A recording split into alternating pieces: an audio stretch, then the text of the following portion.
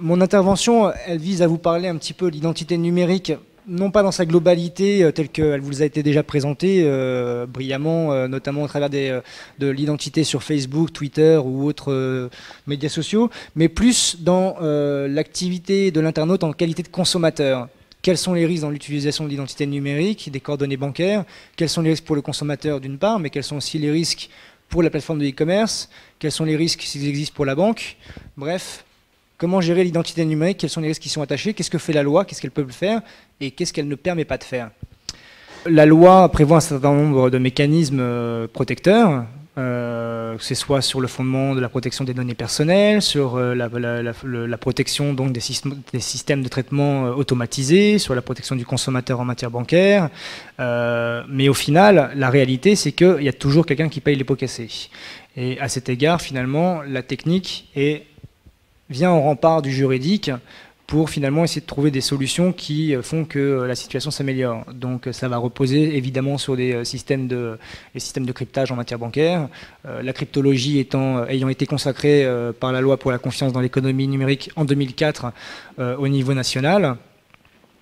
Donc on trouve maintenant des solutions, l'idée étant, l'objectif étant que ces solutions soient adoptées par le plus grand nombre pour que le législateur ait de moins en moins à faire de choses pour protéger le consommateur, le cybercommerçant ou bref tout intervenant sur Internet, et que la technique prenne un petit peu le relais puisque c'est finalement souvent les algorithmes qui prennent l'avantage.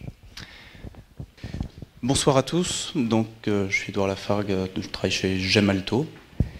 Et je vais vous parler de manière un peu plus pragmatique de moyens assez concrets qu'aujourd'hui on peut mettre en œuvre pour protéger l'identité ou pour gérer son identité dans une optique plutôt consommation.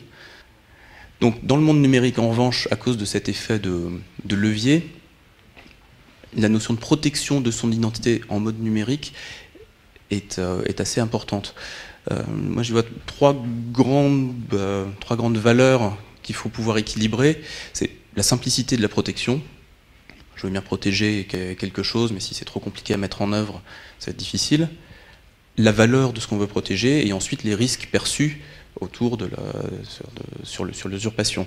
Et là où des sociétés comme Gemalto, un certain nombre d'acteurs interviennent, c'est sur la mise en place de technologies qui vont permettre de réduire le risque et de répondre à ces différentes menaces.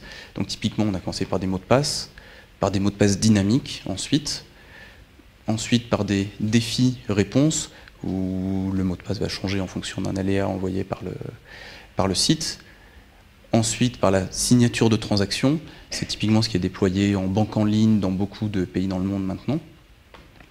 Et maintenant, on va de plus en plus vers des choses comme la vérification de transactions, vers l'utilisation d'identifiants, de clés différentes suivant le type de transaction qu'on veut faire, etc.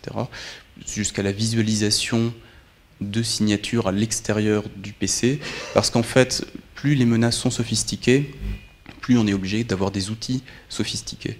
Et les outils qui existent maintenant pour protéger l'identité en ligne se basent en fait sur quelques principes fondamentaux qui ne sont pas très compliqués, mais qui sont très efficaces. C'est déjà multiplier les facteurs, c'est-à-dire que plutôt que de voler simplement un identifiant, il faut voler un identifiant plus un objet, par exemple. Donc concrètement, un exemple d'outil qui permet de protéger son identité bancaire et qui est déployé de plus en plus. Et là, c'est un exemple chez Barclays, qui est un client de Gemalto. Voilà, aujourd'hui, Barclays, c'est une des plus grosses banques anglaises. 25 millions de clients banque de détail, 6 millions d'utilisateurs en banque en ligne. Ils ont introduit cette petite calculatrice dans laquelle on met sa carte bleue. Et en fait, dès qu'on veut accéder à la banque en ligne, on met sa carte dans cet objet, on tape son code PIN, on a un mot de passe différent. On peut également faire de la signature de transaction, faire du défi, du réponse. Là, le résultat concret, c'est que depuis 2007, il n'y a pas un seul client de Barclays qui a été victime de fraude à la banque en ligne.